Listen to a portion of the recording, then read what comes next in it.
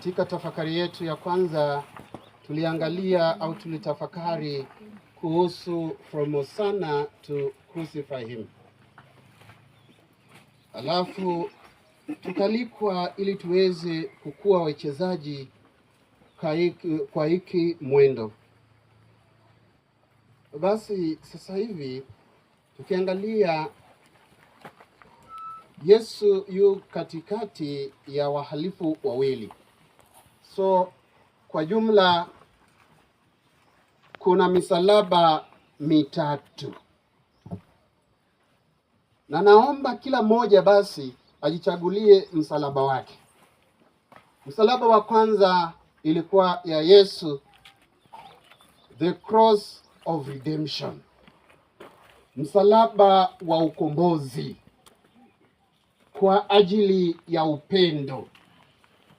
Na ndiyo msalaba ambao inatusaidia kila mmoja wetu ili wakati ambapo tunaanguka, tunanyanyuka, tunapata nguvu na tunaendelea na safari.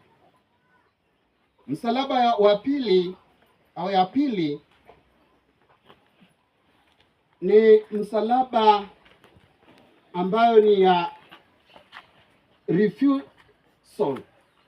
Yule ambaye alikataa na akaambia Kristo, kama wewe ni mwana wa Mungu,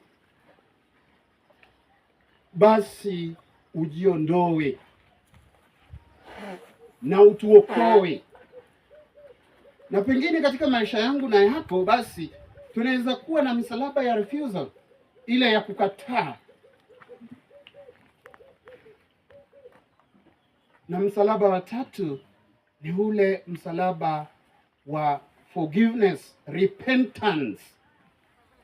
Yule akasema ya kwamba sisi tumesulubiwa hapa kwa sababu tumetenda dhambi, lakini unikumbuke ukifika ufalme wako. That thief repented, akaomba msamaha katika maisha yako. Kati ya hizi msalaba tatu, basi una gani? Unabeba gani? Na uko wapi? Tumsifu Yesu Kristo.